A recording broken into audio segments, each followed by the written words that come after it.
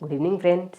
तो आज से हम लोग इकोनॉमिक्स का क्लास स्टार्ट करने वाले हैं। हमारे यूट्यूब चैनल पे आपको इकोनॉमिक्स का फ्री और इकोनॉमिक्स का मेंस पूरी तरह से कवर कराया जाएगा। तो आप यहाँ से आप आकर के देख सकते हैं और आप अपने दोस्तों से इसे शेयर कर सकते हैं। ठीक है। तो यूपीएससी वनडे एग्ज़ाम नहीं है। यूपीएससी बहुत चरणों में होने वाले लॉन्ग टर्म एग्ज़ाम है, जैसे कि 1 सालों तक होते रहता है। तो इस एग्ज़ाम को आपको क्लियर करने के लिए इसका स्ट्रक्चर को समझना बहुत ही ज़रूरी है। तो यूपीएससी के इकोनॉमिक्स का पोर्शन करने से पहले हम लोग इसके स्ट्रक्चर को थोड़ा सा समझ लेते हैं। तो आइए हम लोग इसके स्ट्रक्चर को देखते हैं।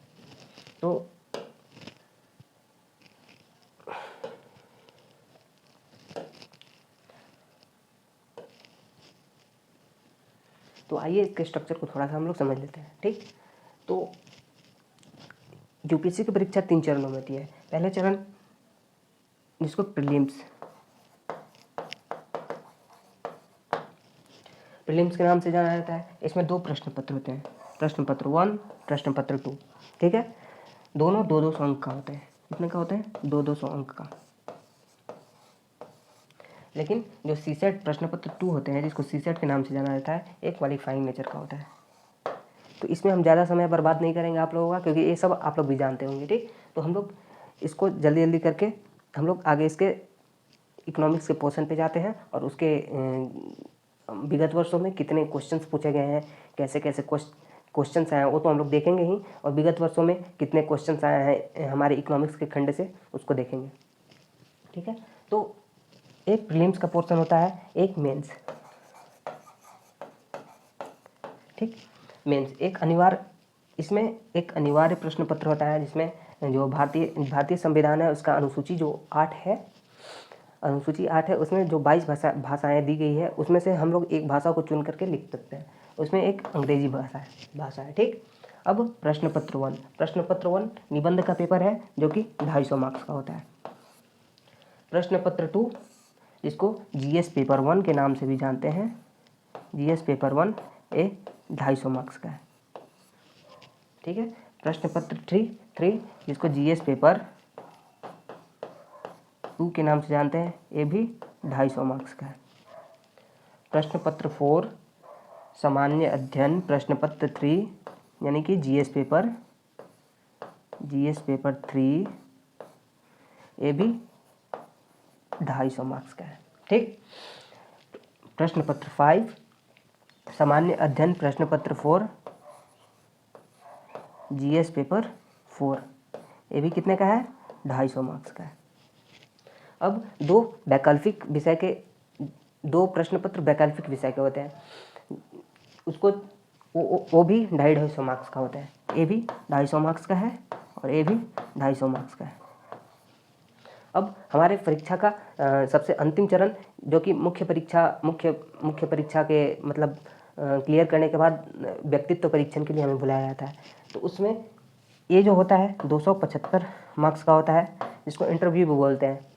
तो कुल हमारा कितना हो गया? कुल हमारा मुख्य परीक्षा 2025 मार्क्स के हो गए। ठीक। तो ये हमारा स्ट्रक्चर हो गया। अब हम इसके थोड़ा सा प्रश्न पत्र, इसके हम लोग सिलेबस को देख लेते हैं। तो आइए इसके सिलेबस को देखते हैं। तो प्रारंभिक परीक्षा जो कि 200 अंकों का होता है, 200 अंकों प्रारंभिक परीक्षा जो कि 200 अंकों का होता है, और इसका अवधि कितना होता है? 2 घंटे का होता है। इसमें राष्ट्रीय और अंतर्राष्ट्रीय महत्व की सामयिक घटनाएं, भारत का इतिहास, भारतीय राष्ट्रीय आंदोलन, भारत एवं विश्व का भूगोल, भारत एवं विश्व का प्राकृतिक, सामाजिक और आर्थिक भूगोल। ठीक है। अब भारतीय राज्यतंत्र और शासन संविधान, राजनीतिक प्रणाली, पंचायती राज, लोक नीति, अधिकार संबंधी आदि। अब हमारा जो इकोनॉमिक्स का पोर्शन है, जो प्रीलिम्स के लिए जो हम लोग पढ़ेंगे, वो हमारा यहाँ पे इकोनॉमिक्स का पोर्शन है। जैसे आर्थिक और सामाजिक विकास,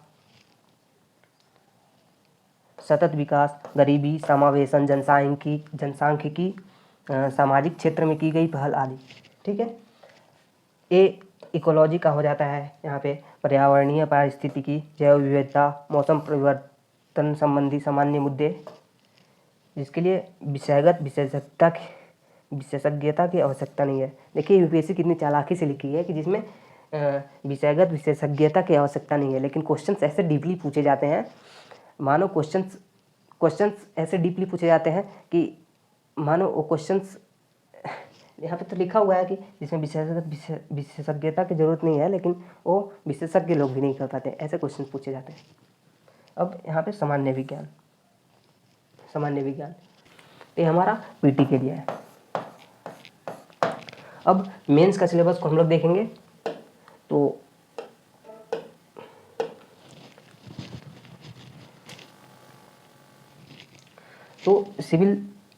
सिविल सेवा मुख्य परीक्षा सामान्य अध्ययन के 4 पेपर होते हैं, जिसमें सामान्य अध्ययन पेपर 1, जैसा कि हमने बताया आपको पीछे कि सामान्य अध्ययन पेपर 1, सामान्य अध्ययन पेपर 2, सामान्य अध्ययन पेपर 3 और सामान्य अध्ययन पेपर 4। इसमें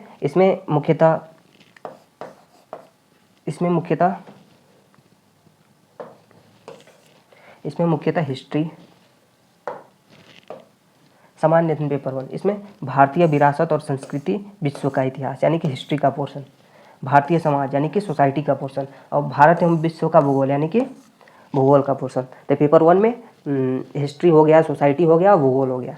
अब पेपर 2 में शासन व्यवस्था, संविधान एवं शासन प्रणाली, सामाजिक न्याय और अंतर्राष्ट्रीय संबंध। तो पेपर 2 में पॉलिटी और इंटरनेशनल रिलेशन से संबंधित हो गया। पेपर 3 में आर्थिक विकास से संबंधित मुद्दे, विज्ञान एवं प्रौद्योगिकी, जैव विविधता, पर्यावरण, आपदा प्रबंधन से संबंधित मुद्दे और आंतरिक सुरक्षा।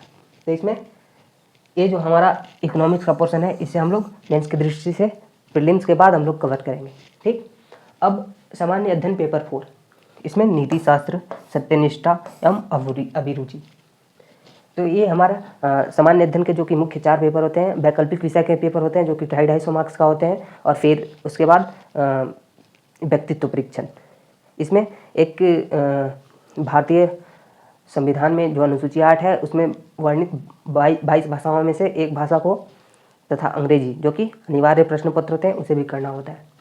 तो हम लोग यहाँ से इकोनॉमिक्स का देखेंगे आगे कि इकोनॉमिक्स के खंड में विगत वर्षों में कैसे मतलब कितने क्वेश्चंस पूछे गए हैं और किस प्रकार से प्रीलिम्स के लिए कट ऑफ है उसको हम लोग देखेंगे।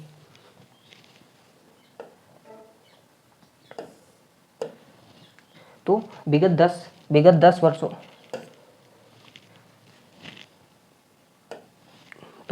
विगत 10 वर्षों का प्रारंभिक परीक्षाओं का विषयवार विश्लेषण। इसमें हम लोग राज्य व्यवस्था है, चर्चित व्यक्ति है और अंतर्राष्ट्रीय संबंध, इतिहास, विज्ञान प्रौद्योगिकी, भूगोल, कृषि, पर्यावरण, अर्थव्यवस्था जो कि हमारा पोर्शन है, और कुल बहुविकल्पीय वस्तुनिष्ठ प्रश्न। तो हम लोग देखेंगे इसमें देखेंगे कि राज्य व्यवस्था से 2022 में कितने क्वेश्चन पूछे गए। राज्य व्यवस्था से 10 क्वेश्चन पूछे गए हैं। चर्चित व्यक्तित्व से 0 प्रश्न। इसमें अंतर्राष्ट्रीय संबंध से 8 प्रश्न, इतिहास से 16 प्रश्न, 12 प्रश्न किससे पूछे गए हैं, विज्ञान प्रौद्योगिकी से 12 प्रश्न, और भूगोल से 12 प्रश्न ही पूछे गए हैं। 3 प्रश्न कृषि से पूछे गए हैं, और पर्यावरण से 18 प्रश्न पूछे गए हैं, और अर्थव्यवस्था और सरकारी योजनाएं और संस्थाएं, इससे कितने प्रश्न पूछे गए हैं, 21 प्रश्न पूछे गए हैं टोटल। तो प्रीलिम्स में सबसे ज़्यादा पिछले वर्ष किसमें क्वेश्चन पूछे गए हैं, हमारे इकोनॉमिक्स के पोर्शन में। अगर हम अपने इकोनॉमिक्स के पोर्शन को जो कि लगभग 30 क्लास में हमारा पूरा हो जाएगा, 30 प्लस माइनस 1 2 क्लास में हमारा ये पूरा हो जाएगा। तो इन 30 क्लास को आप रेगुलर कर लेंगे तो यहाँ से 10 से 12 क्वेश्चन कहीं नहीं जाने वाले। 10 से 12 क्वेश्चन आराम से आप लोग करेंगे, और इसके लिए हम क्लास से आने से पहले 5 आपके लिए बहुविकल्पीय प्रश्न भी लाए जाएंगे जो कि यूपीएससी के प्रीवियस ईयर क्वेश्चंस हो सकते हैं। और तो प्रीवियस ईयर क्वेश्चंस जो है उसे लाया जाएगा। तो हम देखते हैं यहाँ पे कि अर्थव्यवस्था यानी कि इकोनॉमिक्स से कितने सबसे ज़्यादा क्वेश्चंस हमारे पीटी में पूछे जा रहे हैं। उससे पिछले साल 2021 में 14 प्रश्न पूछे गए थे, उससे पिछले साल 2020 में 23 प्रश्न पूछे गए थे, उससे पिछले साल 28 प्रश्न पूछे गए थे। देखिए 2019 में 28 प्रश्न पूछे गए थे। तो जो एवरेज इसको मान लेते हैं 20 प्रश्न, ठीक। तो एवरेज 20 प्रश्न है। तो इस 20 प्रश्नों में से क्या हम अगर हम अपने क्लास को सीरियसली सही ढंग से करते हैं तो इसमें से कम 10 से 12 क्वेश्चन आराम से कर लेंगे।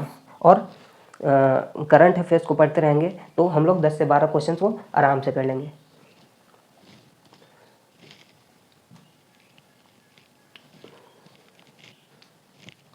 तो अब हम लोग आगे बढ़ते हैं और देखते हैं, आगे बढ़ते हैं और देखते हैं।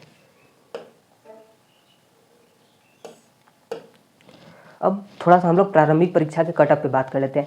सभी को लगता है कि ये परीक्षा बहुत ही मुश्किल है, लेकिन ये परीक्षा कोई उतना भी मुश्किल नहीं है, क्योंकि आप 50% आप प्रीलिम्स में 50% क्वेश्चंस को करेक्ट कर देते हैं, 50% अंक स्कोर कर लेते हैं, तो आप ये परीक्षा आराम से पास कर लेते हैं। क्योंकि आप देखिए आप यहाँ पे देखिए, क्योंकि ये 200 अंक का होता है, 200 अंकों का होता है प्रीलिम्स परीक्षा। और यहाँ पे देखिए 2021 में सामान्य वर्ग से कितना कटअप है, 87.54। ओबीसी का कटअप कितना है, 80.14। यानी कि 200 अंक में से 80 नंबर आप ला लेते हैं, 200 अंक में से 87 नंबर ला लेते हैं, तो आपका जो पीटी है आराम से क्लियर हो जाएगा। यानी कि 50% लाएंगे तो आपका पीटी आराम से क्लियर हो जाएगा। तो इकोनॉमिक्स से सबसे ज़्यादा अभी हम लोगों ने देखा कि क्वेश्चंस कहाँ से पूछे जा रहे हैं, सबसे ज़्यादा इकोनॉमिक्स से पूछा जा रहा है।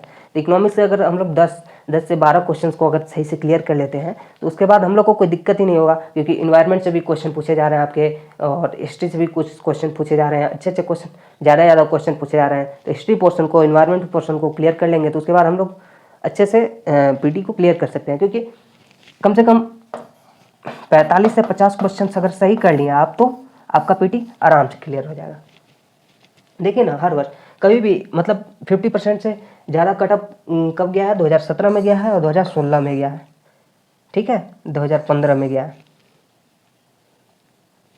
तो ये हमारा कटअप है। तो पीटी को क्लियर करना उतना भी मुश्किल नहीं है। और लेकिन हाँ, ये भी है कि यहाँ पे कंपटीशन बहुत ज़्यादा है। यहाँ पे लोग लगभग 5 लाख लोग बैठते हैं, और सिलेक्शन कितने का होता है, सिलेक्शन 30,000 का होता है,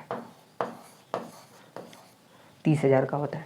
तो यहाँ पे जो छटनी हो रहा है, छटनी बहुत ज़्यादा हो जा रहा है। लेकिन अगर हम लोग सही से पढ़े तो 50% क्लियर करना, 50% लाना कोई बड़ी बात नहीं है। तो हम लोग आगे देखते हैं। अब हम लोग अपने इकोनॉमिक्स के खंड पे आते हैं। तो आज हम ऐसे ही इंट्रोडक्शन दे रहे हैं, लेकिन हमारा जो प्रॉपर क्लास है वो कल से स्टार्ट होगा। तो आज के इंट्रोडक्शन में हम आगे देखते हैं। आज के इंट्रोडक्शन में हम देखते हैं कि हमारा अर्थव्यवस्था का सिलेबस क्या है, इकोनॉमिक्स में सिलेबस क्या है, और जो यूपीएससी सिलेबस दी है वो क्या है, और हम जो पढ़ने वाले हैं वो सिलेबस क्या है। तो हम लोग आगे देखते हैं इसमें। अब यूपीएससी द्वारा दिया गया सिलेबस देखिए कितना कम है। यूपीएससी द्वारा दिया गया सिलेबस, जिसमें इसमें इतना ही जो विषय है उसका चर्चा किया गया है। लेकिन क्वेश्चन ऐसे पूछते हैं, अगर इतना ही विषय को, अगर ये 4 विषय है, इन चारों को अगर हम पढ़ के चले गए तो 4 क्वेश्चंस भी सही से नहीं होंगे, क्योंकि क्वेश्चंस डीपली पूछे जा रहे हैं। तो ये यूपीएससी के द्वारा दिया गया सिलेबस है, जिसमें पॉवर्टी, पहला तो पॉवर्टी है, गरीबी। दूसरा इंक्लूजन जिसमें समावेशी विकास है। तीसरा सस्टेनेबल डेवलपमेंट, धारणीय संपोषणीय विकास। और सोशल सेक्टर इनिशिएटिव, सामाजिक क्षेत्र से जुड़े मुद्दे। तो अब इसको हम लोग देखते हैं। तो इतना छोटा सिलेबस है अर्थव्यवस्था का, जो कि यूपीएससी के द्वारा दिया गया है। लेकिन इतना पढ़ने से हमें काम नहीं चलेगा, हमें आगे भी देखना पड़ेगा। तो हम इसे देखते हैं। तो ये तो यूपीएससी के द्वारा दिया गया है, लेकिन हम देखेंगे कि हमें क्या पढ़ना है, हम किस तरह से अप्रोच रखते हैं कि 10 से 12 क्वेश्चन हमारे हो जाए। हमारे 30 क्लास में 10 से 12 क्वेश्चन जो है कहीं नहीं जाए, और करंट अफेयर्स को अगर हम रिवीजन करते हैं तो 12 क्वेश्चन तो आराम से हो जाएंगे। तो आगे हम देखते हैं क्लास लेवल थ्रूपुट।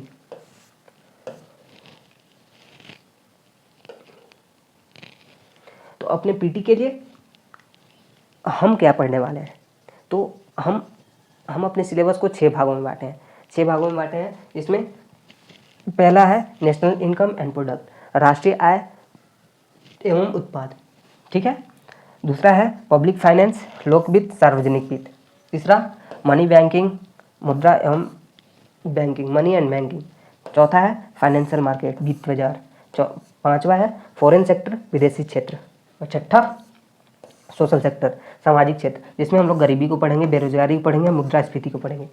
ये गरीबी और बेरोजगारी है मेंस की दृष्टि से, इसको जब मेंस कवर करेंगे तो उस समय हम लोग कवर करेंगे। और ये मुद्रास्फीति, इसको हम लोग प्रीलिम्स, अभी ये प्रीलिम्स की दृष्टि से महत्वपूर्ण है, इसलिए प्रीलिम्स कवर करते समय मुद्रास्फीति को हम लोग करेंगे। तो हम लोग नेशनल इनकम एंड प्रोडक्ट है, पब्लिक फाइनेंस है, मनी एंड बैंकिंग है, फाइनेंशियल मार्केट है, फॉरेन सेक्टर है, सोशल सेक्टर है। तो इतना को हम लोग फॉर पीटी के लिए हम लोग कवर करने वाले हैं, इतना को हम लोग पीटी के लिए कवर करने वाले हैं, ठीक है। तो अब हम लोग इसमें देखते हैं कि नेशनल इनकम एंड प्रोडक्ट, अब कल से हम national income and product chapter को स्टार्ट करेंगे। तो इसमें पढ़ना क्या है, इसको थोड़ा सा हम लोग जान लेते हैं, उसके बाद हम लोग नेक्स्ट सेशन में मिलते हैं आप लोग से। तो